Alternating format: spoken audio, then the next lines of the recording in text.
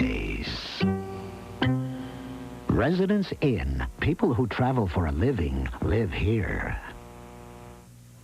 This is CNN, a network of Turner Broadcasting System.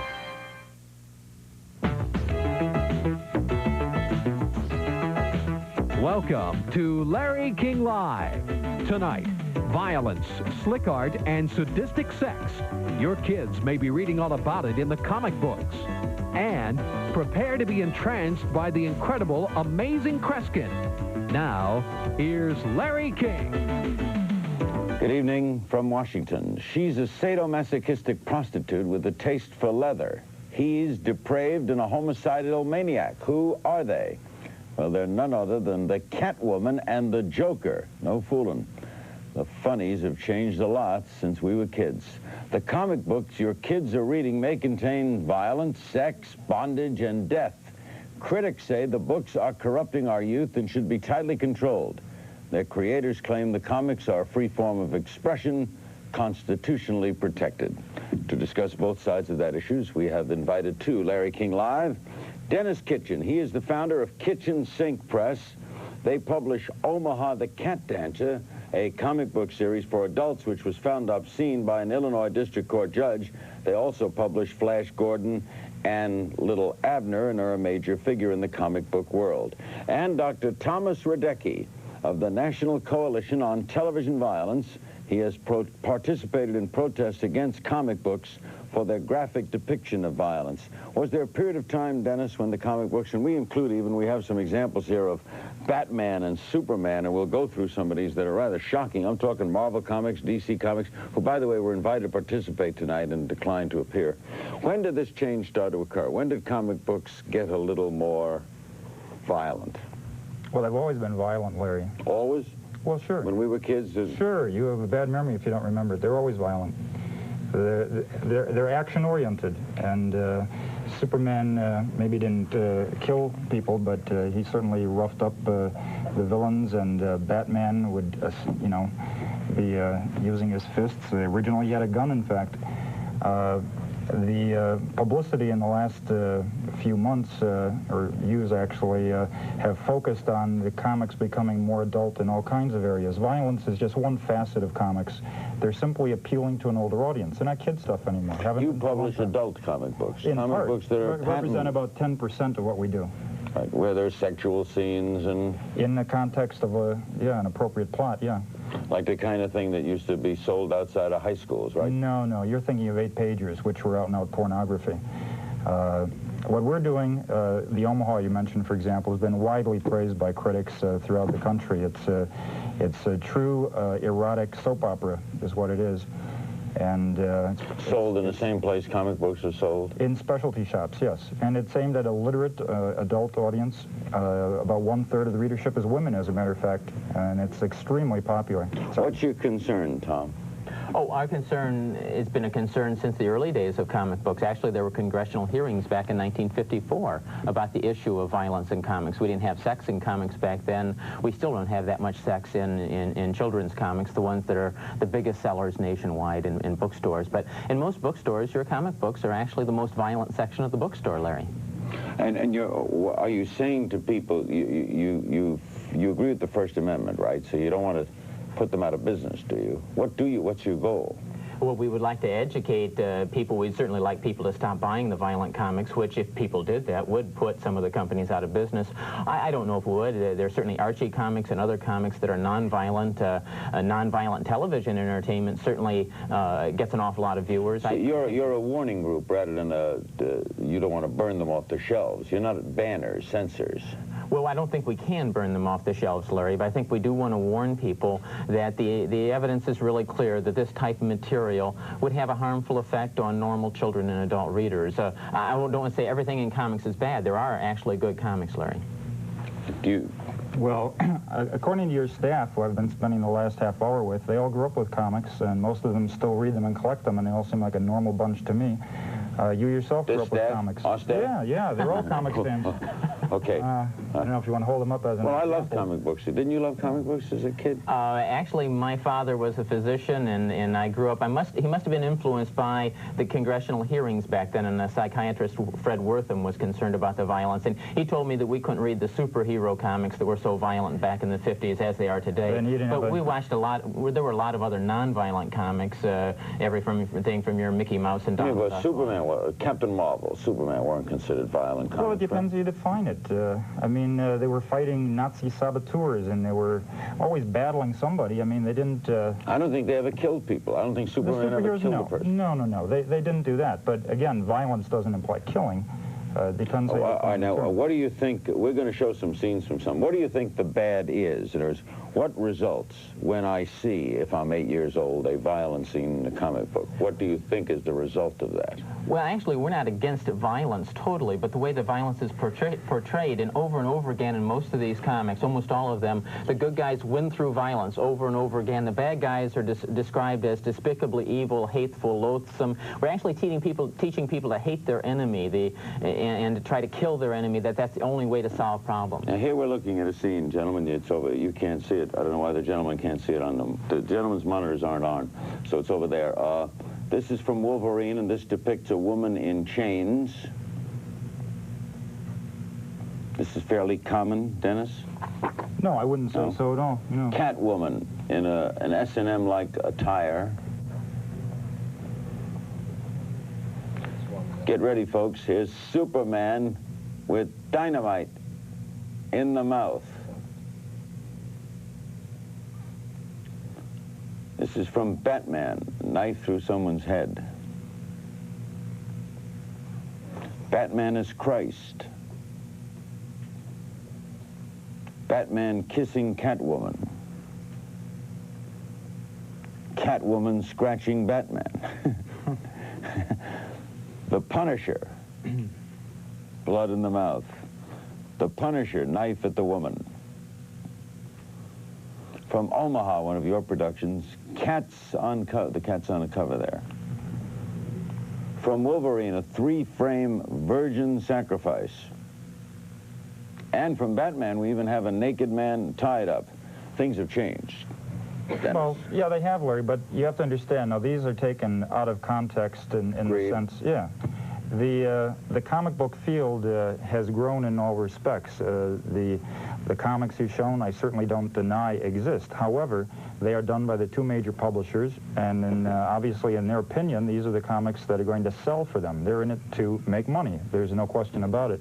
There are an awful lot of other people in the field who are creating comics with well-rounded characters who aren't into sadomasochism and bondage and the things you're showing. But that really is the standard comics. That's what's selling across America. When we go out to bookstores, that's what we see. And there are far more violent, I mean, those are very common. Those are normal.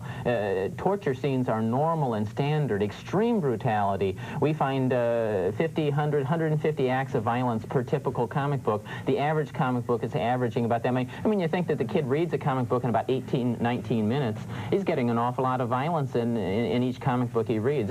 It's really some of the most violent entertainment that's out there. A lot of times it's reflecting and growing out of what's on television. You've got Why does it appeal to us? Why do we like comic books? Hey, when I got to the hotel tonight, the doorman told me not to walk the streets alone tonight in Washington, D.C. Now, that's real violence. We're talking violence on paper, which is another thing altogether. We're talking fantasy. But comics, today's creators are interested in reflecting the real world. And there's no question there's a lot of violence in the world, and that is one facet of comics. There are an awful lot of other facets, too. These comics don't reflect the real world. They're showing us over and over again that violence is necessary, that violence is the only way to win. The good guys win repeatedly through violence and very frequently killing. These are very brutal and sadistic comics. They don't reflect the real world at all. Do you have anything against the adult comics? That specifically say adult comics that are some of the sexual? adult comics I've seen are quite pornographic. I think that they're really using very explicit sexual intercourse and lesbian scenes, etc., as a way of hooking, exciting the reader, just like a porn magazine. I don't see the big difference. Our guests are Dennis Kitchen, the founder of Kitchen Sink Press, and Dr. Thomas Radecki of the National Coalition on TV Violence. This is Larry King Live. Your phone calls will be included. We're talking comic books, and we'll be back after this.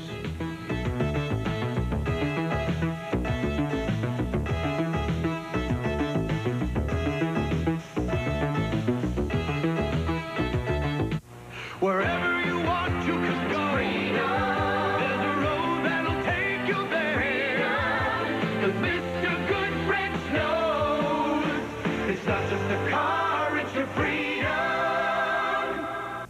What makes a woman unforgettable? The way she touches. The way she moves. She has to have that tutti frutti beauty. Revlon new complexion makeup and powders. Irresistibly weightless. Great cheekbones. Flawless. Femininity. Glorious. The way she flirts. Created exclusively by us. What makes a woman unforgettable? Her laugh. Unforgettable Revlon. Why a Canon color laser copier? Why a Canon color laser copier? Because only a full-color copy of a full-color original is a copy. The Canon color laser copier. Digital color makes the difference. Call toll-free 1-800-OK-CANON.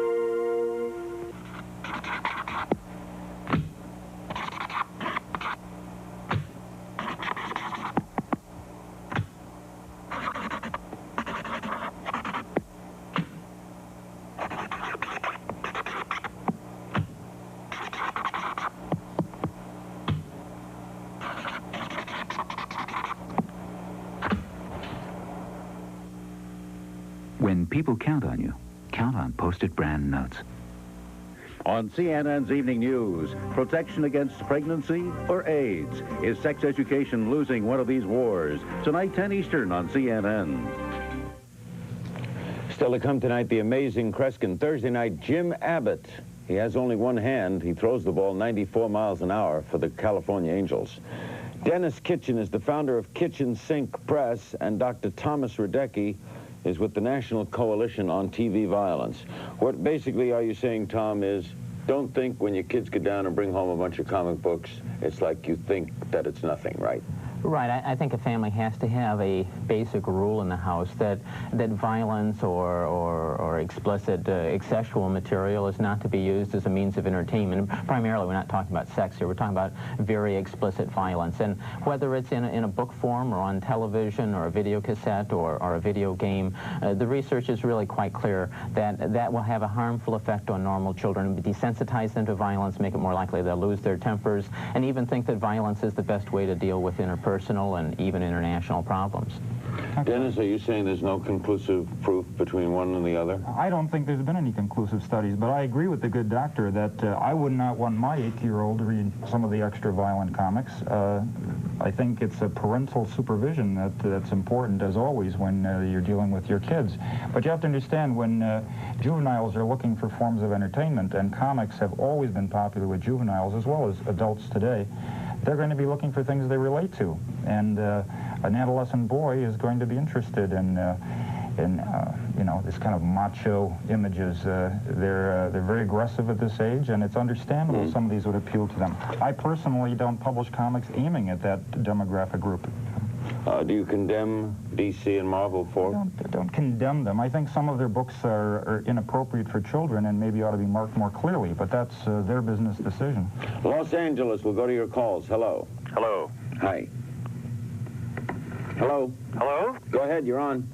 Okay, I'm a cartoonist, Frank Miller, calling from Los Angeles. Hi. I comment on this because we've been dealing with this sort of thing in comics for several years now, first with the evangelists and now with people like Mr. Radecki. I'd like to point out one thing that Mr. Radecki said when you mentioned the word censorship. He said that it was impossible, that they can't censor. I'd like to point out that it's quite possible that there's a modern way that affects almost every kind of media we see. I'd also like to point out what it does. Network standards and practices have made children's television so utterly valueless and pointless that there's no sense of good nor evil, nor even a sense of story most of the time in it. And it's certainly been a way to institutionalize pressure groups. So rather than working on providing good entertainment, our entertainers have instead been just bouncing around trying to second-guess people like Mr. Radecki. So you're saying there is censorship? In effect, yes. Yeah. You want to comment, Thomas? That's not censorship. Censorship by the First Amendment is the government intervening ahead of time and banning, for citizens to speak out against violence. That's not a form of censorship. That's a form of democracy. That's a form of moral obligation that we all have to protest the promotion of violence, protest the promotion of rape and brutality. And anybody that doesn't think that that's part of freedom and part of required democratic action, he's trying to censor appropriate democratic action by saying that I have no right to speak out. He does have a right to speak, doesn't he, Frank?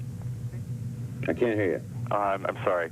You have every right to speak out, but it amazes me how many of you people end up getting hired by the people that you speak out against. I don't make any money doing this. It cost me money. I've lost $1,000 a day from seeing patients in my psychiatric practice. I'm $1,000 poorer than I would have been to be able to talk to you tonight. Frank, what do you draw? I drew a Batman comic before. The Dark Knight Returns was the name of it. I've drawn a variety of different comic books. I've worked for about 12 years in the field. Most of what I've done has been what's generally regarded as the children's comics up until recently. But there's a whole new division that's been developing, and by and large, with some errors, it's mostly pretty much identified by cover graphics and by story content, whether it's for kids or not. The fact is, most of the work I've done in the last 3 years, a child would find very difficult to understand, and that's generally true of most of the stuff that people are complaining about. I know Bob Kane pretty well. He doesn't draw Batman anymore? Oh, no, he hasn't for years. Yeah, he was the first one. He created him. Yeah. Frank's a very respected member of the comics community. And what he's saying is true. A lot of the comics that Frank is doing, even if they contain some violence, they're not going to appeal to kids. They're not accessible to children because they're illiterate comics, and the vocabulary is not going to appeal to them. The sophisticated storytelling techniques are not going to be really appropriate for kids. It's better, kids have Donald Duck comics, Little Lulu comics, and a variety of comics, which a lot of them learn how to read on. Thanks, Frank. We go to Smithville, Texas. Hello. Hello, Larry. I think Dr. Radecki is full of hot air. I'm 31 years old, and I've been reading comics since I was a kid, and I have no desire to go out and rape and kill. And besides that, a lot of the modern comics that are written today are designed for adults, and most of them are bought by readers over 18. I go into a local comic shop, and I very seldom see any children come in there. It's mostly students and adults. So I think that he's just wrong, and this is the same thing that Dr. Wortham in the 50s was coming up with, and I think he was wrong too, and I think Radecki's just as wrong also. I think there's a common misguided idea, Larry, that as long as you haven't murdered or raped anybody, you haven't been affected. And then when somebody does murder or rape anybody, it's always, well, where'd you get a strange idea like that? Actually, only 1 out of every 131 men will ever murder somebody in his life, and only 1 out of every 6 men will ever rape a woman in America. It's a lot higher than the women of America would like, but it still means 5 out of 6 of us don't rape somebody. The most common effect of violent entertainment is we lose our tempers more often. We become desensitized to violence. We're more likely to support violent solutions when really nonviolent ones would work better. Do you also attack, therefore, old John Wayne movies? We find fault with old John Wayne movies. The vast majority of them, John Wayne wasn't always a bad guy. He tried to support peace with Panama and work out a treaty with Panama. And but he also, in movies, settled fights with his fists. Unfortunately, that glamorized and promoted violence as a way of, matter of fact, the only way in his movies, most of his movies, of dealing with problems, whereas in reality, for instance, the average American police officer fires his gun once every 27 years. The Chicago police force solved 96 hostage situations in a row without having to use any violence. That's not the message you get from comics. Didn't we think, Dennis, that television would put the comics out of business? Oh, sure. That argument was made, and there's no question there was a lull in comics when TV first started. They compete for dollars and energy and time. But how many comic books are sold every month in America? Do we know? I don't have those figures, but it's been described as a $300 million a year industry.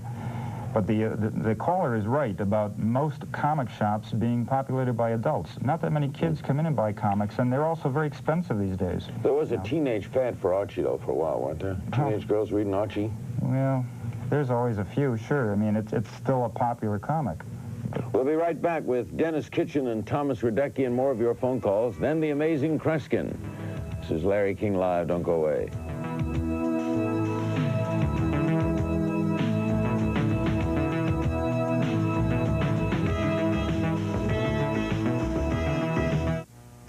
on CNN. Are their demands about to be met? Chinese students versus the Chinese government. Tomorrow morning on CNN's Daybreak. America, you look like you need a holiday. A fair dinkum holiday. In the land of wonder. The land down under. Now, there's a few things I've got to warn you about. Firstly, you're going to get wet. Because the place is surrounded by water. Oh, and you're going to have to learn to say good day. Because every day's a good day in Australia. G'day, Paul. G'day, love. Of course, you'll have to get used to some of the local customs, like getting a suntan in a restaurant, playing football without a helmet, and calling everyone mate. Thanks, mate. She's right, mate. Apart from that, no worries. You'll have the time of your life in Australia. Of course, we talk the same language. Although you lot do have a funny accent. Oh, before you rush out to book your Aussie holiday, call this toll-free number for your free Aussie holiday book. Come on. Come and say good day. I'll slip an extra shrimp on the barbie for you.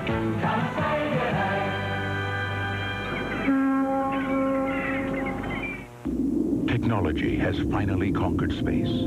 The space between your teeth.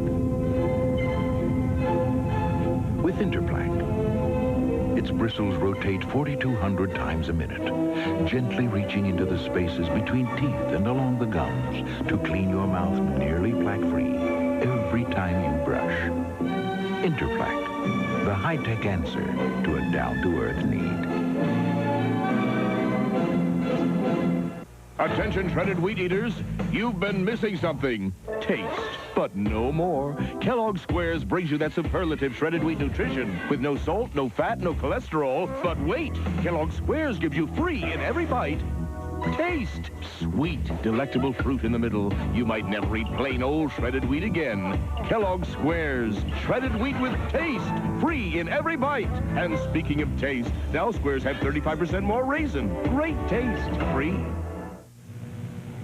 This is Superman, folks. This don't look like a typical Superman cover to me. Like Superman's up here in the left-hand corner. The rest of the cover ain't involving Superman, Dennis. No, it's not a typical one. No. Okay, back to the calls, and we go to Kelso, Washington. Hello. Yes, I grew up with the Three Stooges like millions of others, and I've often heard that they, even though they were trying to be funny and they had the violence that they were known for with the slapping in the eyes and stuff, I was wondering if they would be considered a bad influence also. And the reason I ask is one of the Portland, Oregon television stations in this area used to show the Three Stooges at 2 o'clock in the morning every night. They wouldn't do it earlier because they felt that kids would see that and try to imitate them.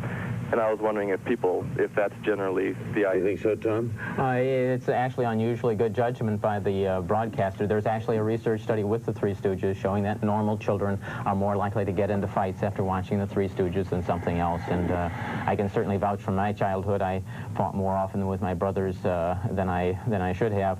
And I can definitely link my violent entertainment with some increase in fighting. It was a fascinating childhood. Well, I think they're stupid. I don't think they're harmful, but...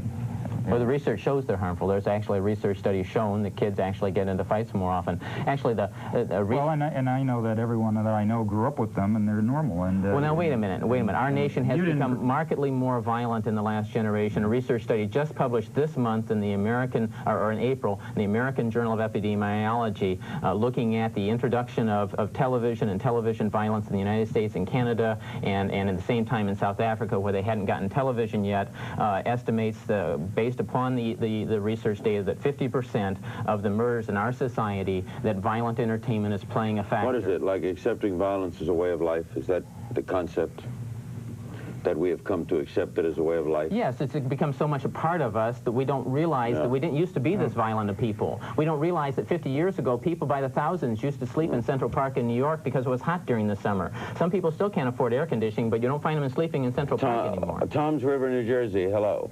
Good evening. My name is Howard Bender, creator of Mr. Fix-It, and I don't think you're not talking about all the good things comic books do. What do they do good? Well, it's like other than entertain, they entertain. Of course, it's very entertaining, and it also helps children to, it's like the first step in reading. It's like Yeah, no question. They may pick up a comic book instead of picking up another. I mean, I think the doctor here is very unusual in that he didn't grow up with comics, and maybe that's warped his view and notion of comics. No, I grew up with comics, but I grew up with nonviolent comics. I didn't read a lot of comics. I read educational books about people in other countries, books about nature, so do most kids biographies. No, most kids today don't read. They're mostly involved in fiction. But I don't want to say everything bad about comics. Archie teaches some good lessons about social interaction, but 90% or more of comics really are just wall-to-wall violence, just teaching violence as a way of solving problems. That's really a gross distortion of what's out there. No, that's based upon surveys at local Midwest, you know, maybe in Omaha where you are, or maybe in certain adult bookstores, but if you go out and you look at normal bookstores, that's what you find on the comic book shelves. We've looked. We have Mr. Fix-It, and we don't have it in the studio here, but we do have a copy of it. How well does that do, Howard? It did pretty well. We're playing our third issue now. Let me get one more call in. Hammond, Indiana. Hello. Yes, I was curious to ask him. He said that the comic books today don't reflect the average goings-on in big cities. Right. I think that's just the opposite. The older comic books were more make-believe, because you would, in every issue, like in Superman, he would fight a new supervillain here, a new supervillain there. And Frank Miller, who was on your show earlier... We're running out of time when you get this. Do you agree that today... Comics are more realistic, there's no question. The creators are trying to reflect the world they live in. I think there's some truth to that. And actually, they're trying to teach a good message in many of them. But the problem is they teach violence as a way of solving it. Thank you both very much. We're going to do more on this. From the Kitchen Sink Press, Dennis Kitchen, and Dr. Thomas Radecki of the National Coalition on TV Violence. Kreskin is next. Don't go away. You can